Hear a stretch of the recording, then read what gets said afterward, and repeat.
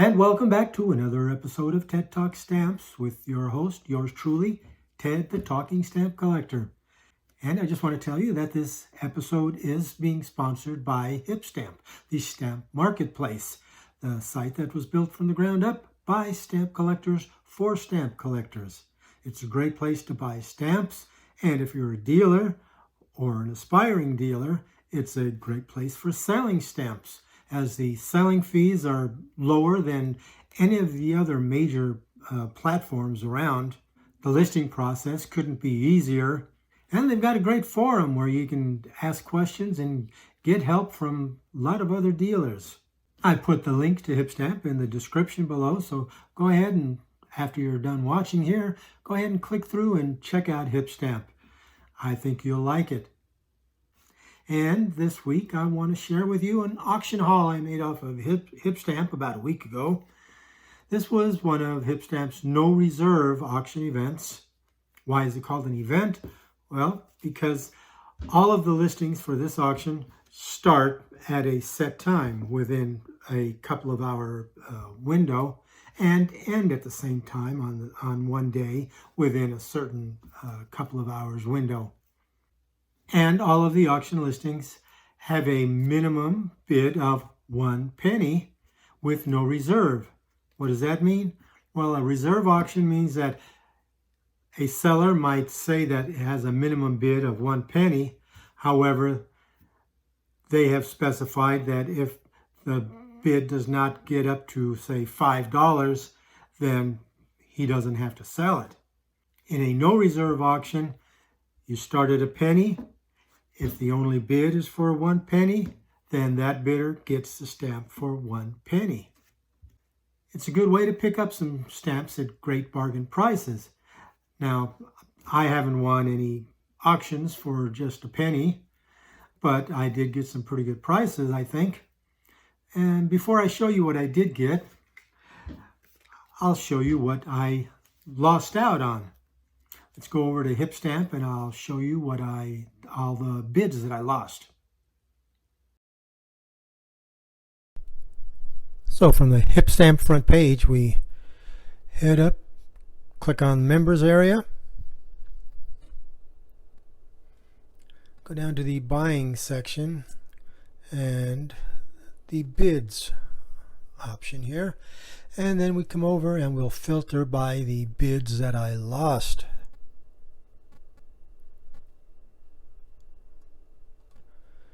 And it starts down here with this Franklin, US number 524. My max bid was 27. It had a hammer price of 37, which is a pretty good price since the catalog value is $35. So somebody wanted this one. I also lost this one, this number 666, which is one of the Kansas overprints. My max bid was 21. It got hammered for 36. These two are joint line pairs that I really didn't want anyway, so I don't know why I bid on them in the first place. And then number 299. This is the high value in the Pan American Exposition set of 1901. I really would have liked to have this one, but at the current bid price at the time, it was already getting up to your average buy it now price, and I figured I might just hold out and find one that's a little bit better centered. The C18 I also lost out on. It went for $40, which is not bad for a never hinged copy. This is the Baby Zeppelin, so called because it's not part of the original 3, and it's got a smaller denomination of 50 cents compared to 65 cents for the lowest value of C13, 14, and 15. Then there was these two parcel post stamps. It went for $8.50. Canadian Admiral. This also is getting up to some average now buy it now prices. This is the one I really hated to miss. There were 3 Portugals, all ending at the about the same time, just a few seconds apart. And while I was busy doing some last second bidding on the previous one to close, by the time that one closed and I went over here, I saw that I was outbid and I had no more time to up my bid, so I lost this one. This one's from a different auction. So let's look now at the ones that I did win. Now those auctions that you see that I lost, it's not necessarily because I feel that the prices were too high or that I was just looking to scarf up some bargains in stamps. It's just that I bid on more stamps than I could afford to really buy if I won all of them. So I just have to play it by ear, and as the evening progresses and I see which stamps I did win and what is still out there, I just have to leave some behind, or else I would just bust my budget. So let's just take a look at what I did win. First off, if you remember my last episode, I was talking about affordable error stamps. And in this auction, I went out in search of some other affordable errors.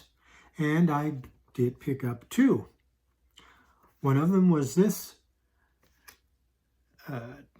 Turkish postal tax stamp. It is a charity stamp, really, not necessarily a semi-postal, because it does not have 2 values on it like a semi-postal stamp. But this had to be used in conjunction with a regular postage stamp, with the proceeds of this stamp going to the Red Crescent Society, which is the Turkish version of the Red Cross. This is Scott number RA30 from 1938, and it is imperforate in between the 2 stamps. And that one was affordable, as it only cost 5 something. That is $5, not 500. And then this next one is a pretty dramatic error. RA165, another postal tax stamp with the proceeds going to the Red Crescent. And here you can see it next to a normal version. And you see that my block of 4 is missing all the red. And I got this one for a pretty good price too.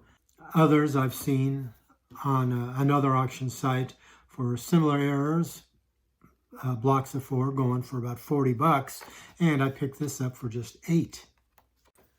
Next, here's a couple of 19th century Portugals with some really beautiful CDSs, which is a circular date stamp, the postmark socked on the nose.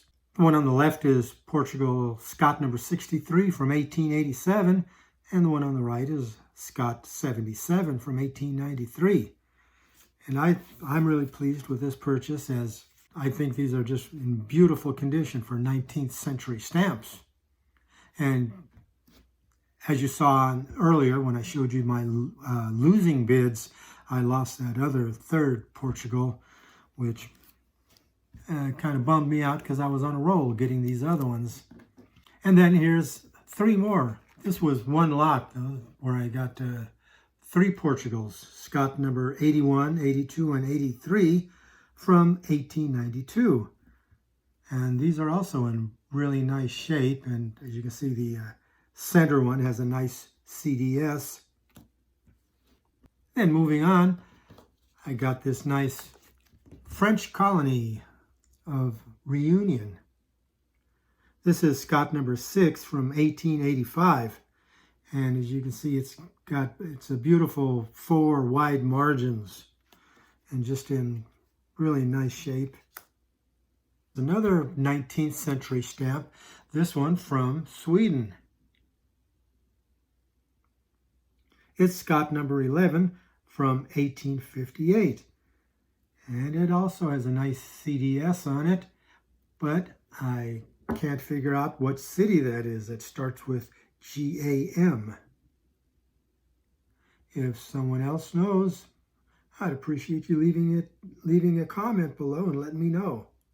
And then last, here's my favorite one of my haul for the evening, was this USA number 296.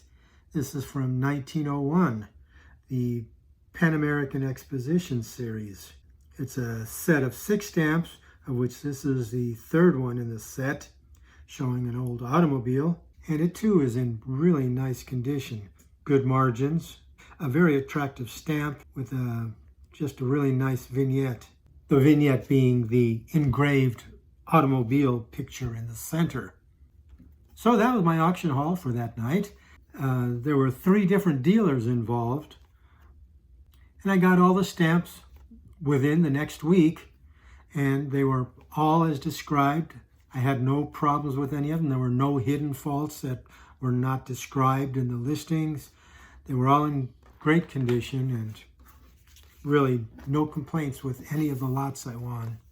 So I'm looking forward to the next auction event.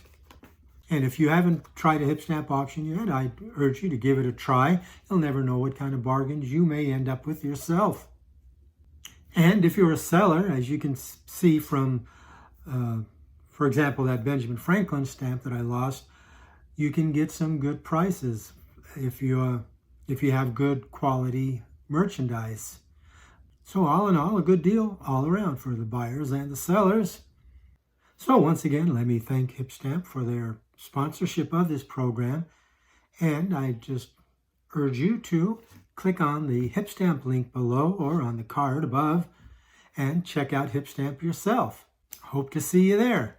Until then, this is Ted the Talking Stamp Collector, wishing you all happy stamping.